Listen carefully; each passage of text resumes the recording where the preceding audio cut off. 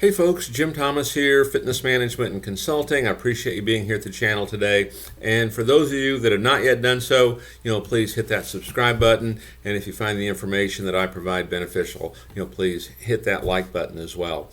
And for you folks that are in the process of starting a new facility, or you have an existing facility and you need additional funding, click the link below for funding. You could potentially qualify for between $50,000 and $250,000 with no collateral.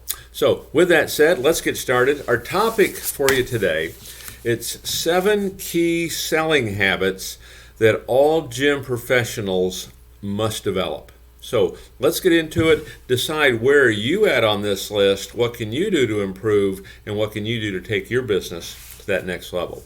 So number 1 is find your ideal customers.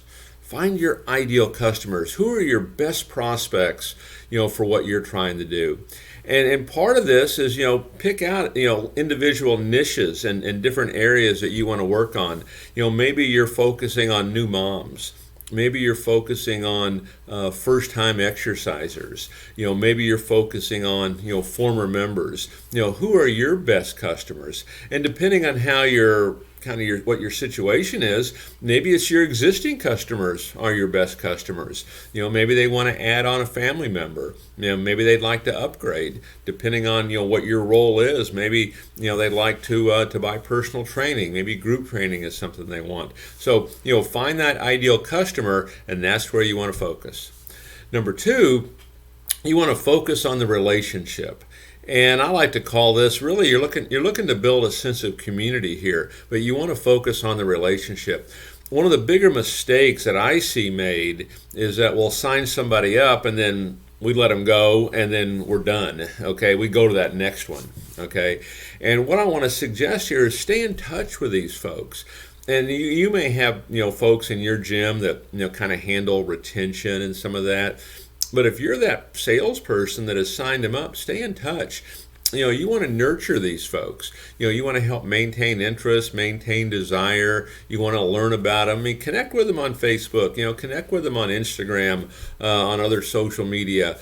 Follow their blogs if they're doing things like that. Know what their family's doing on vacation. But get to know your customer. The better job you can do of this, the greater chance that customer is going to stick around a whole lot longer. The longer they stick around, they might bring in a spouse that wants to join, a friend or two that wants to get started. They might want to buy some training. They're going to participate in various events, that you offer at your gym. So, focus on the relationship. It's not just sign them up and you're done. Number 3, identify needs clearly. Okay, now what I mean by this is, what we're trying to do here with the customer is we want to solve problems for them. We want to provide solutions. And we need to be really clear, in really understanding this. Somebody says they want to lose weight, they want to lose 20 pounds. That's not going to be enough necessarily, okay? And so we want to make sure we ask the question, hey, Mary, I understand you want to lose 20 pounds, you want to get fit, you want to get back into shape. Mary, let me ask you this. Why is that important to you? Mary, tell me, how's that going to change your life if you're able to do that? Okay, you really want to dig as deep as you can here to understand clearly what problem is it that they want solved. Because the more you understand that, now you can utilize that information to show them how you can indeed solve that problem for them. If you're just getting, surface level information, it can make this really difficult. And the thing is, even if the person doesn't sign up, your follow-up and your continued conversation with them, with your customers, become much more effective because you understand, what problem it is that they want solved. Number 4 is you want to present persuasively. You want to be persuasive in your presentation. Now, there's a couple things I want to recommend on this. Number 1, you want to practice it. Don't just wing it. You want to practice your presentation to your customer. And it's no different than an actor on stage or a musician on stage. You want to memorize your lines. You want to memorize your material. And the reason you do it is so that you're free to be yourself. This is what you're trying to do, okay? So memorize it, practice it, know exactly how it's supposed to go, this will now allow you to be who you are, which is also a very large part of the selling process. Here's the second thing, as far as being really persuasive in the sale, is let's don't forget the very first sale that needs to be made here, and that's the sale to ourselves. Okay, so number one, can you solve your customer's problem? Do you have the best club to solve your customer's problem? Is now the best time to solve your customer's problem? Most folks would always answer yes to that, to all those. Okay, it's not always accurate. Make sure we work on this, because staying sold ourselves, which allows us to be more persuasive, is something you really have to work on, because you come across a lot of no's in the course of the day, and sometimes it can work on you, and maybe you're not quite as convinced as you were maybe when the day first started. So present persuasively. A couple different ideas on how you can do that. Number 5. You want to answer objections, your customer objections. You want to answer these effectively. Okay. Now, I want to give you a couple things to think about here on this. There's a lot of things we could really talk about on some of this, but let me give you something to think about on answering objections effectively. When you're going through the tour with a customer, like the greeting, the evaluation, the tour, the analysis, really this is where the selling takes place. And what I mean by selling, this is where you're solving problems for your customer. This is where you're providing solutions. This is where you're building value. Okay. Now, the final step of that process is the P. That's the price presentation. And the thing you want to remember is when you get down to this price presentation, the selling is over. We've already done that. When you get down to the price presentation, now it's about closing. Okay, and it's about asking for the sale. And one of the bigger mistakes that I see frequently is that when we're not sure, we don't know quite what to do, we will go back. We'll get in retreat mode and we go back to selling. Customer gives an objection, we go back to selling.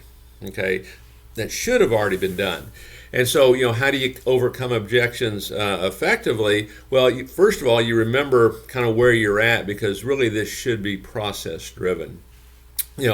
Customer might say the objection, well, I had no idea it costs this much money. Hey, Mary, I understand.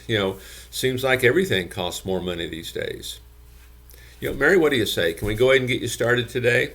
I mean, you just simply acknowledge it and ask them. Okay, so make sure we understand that as part of it. And then also at the same time, when you're looking at this, one of the great things you can always be thinking about is always go back to solving problems. Okay, but at its core here, you have your chance to sell, and then you have your chance to ask. That's where you want to be. Number 6, I kind of led into that a little bit, but make sure we ask for a decision. Okay. And, the presentation itself, we're down to it. Mary, both these programs, can help get you the results you're looking for. Both these programs are going to help you lose the weight, get back into shape. But most importantly, both these programs are going to help you get off that medication and stay off that medication.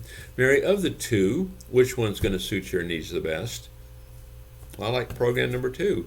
Mary, fantastic. May I be the first one to welcome you to the gym? Okay, I asked for a decision. Or Mary says, well, hey, can I give this some thought and get back with you tomorrow? Hey, Mary, I understand completely. A lot of our members want to think about it before they get started. But Mary, since it sounds like it's something you're probably going to do anyway, may I suggest we go ahead and get started today?